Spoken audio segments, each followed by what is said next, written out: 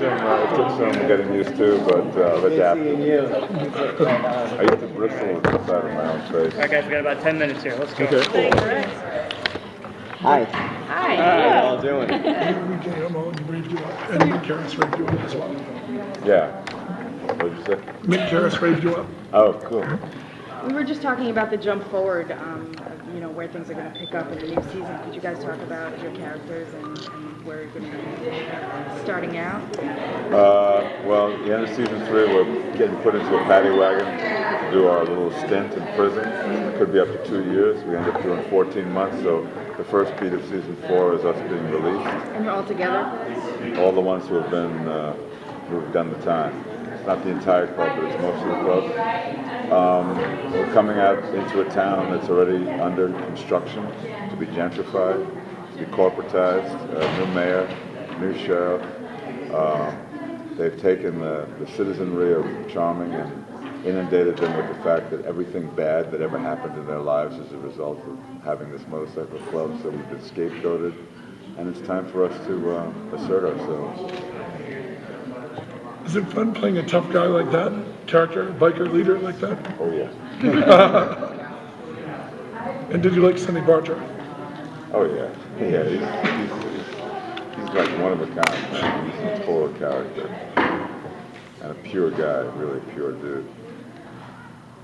What's going on with your comic book? With Fabre, was it? Oh, Elwood. Yeah, we decided to shoot that as a TV show first and then back it into a comic book. So we've shot a demo and now we're going to try to sell it for a TV show and then create the graphic novel after the fact. So, Charlie, is this Jax's prison haircut? Not this exactly. This is the grown-out version of it. It's a lot shorter when we first start the season, but we're halfway through now. So, but yeah, I got it cut for prison.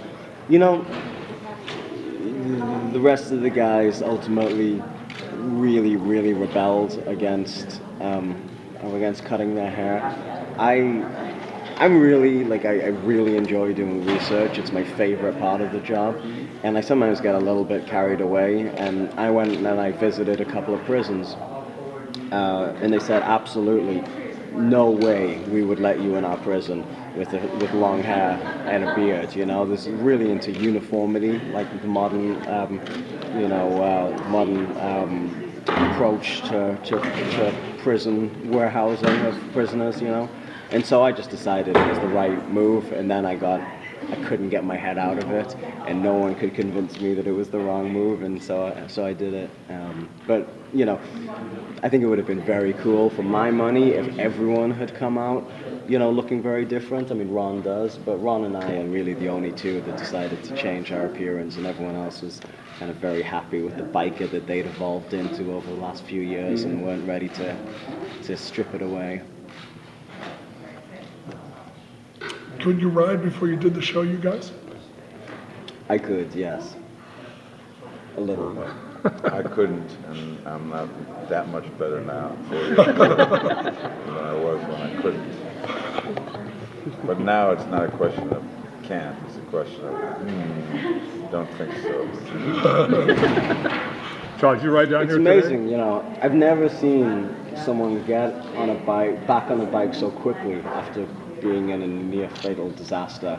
And it'll happen, about once a season. Ron will put a bike down in truly dramatic fashion, and then 2 minutes later be riding it again.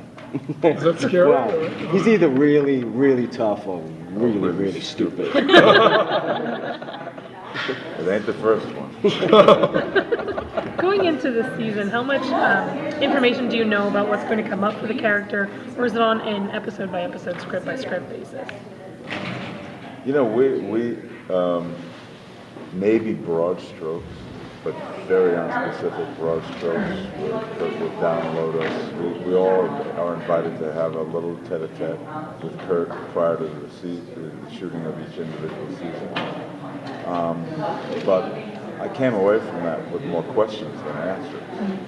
And a lot of things, dramatic things happen in every episode of season 4. We're only 6 episodes in, but the amount of actual things that have happened that changed the whole course of the club is mind-boggling. I've never seen it before on this show. And I still don't know where we're going. I have no idea where we're going. And I guess that's kind of okay with me, because it's just so much on my plate. And if we're going in the wrong direction that's not going to serve us where we end up, he'll come to us and tell us. But he won't generally need to, because it's more important to play what's in front of you than what's down the road. So in general, Movies for and both that- of you, would you like to not know? You'd rather have it that way in most cases? To be honest, it really doesn't make that much difference, you know.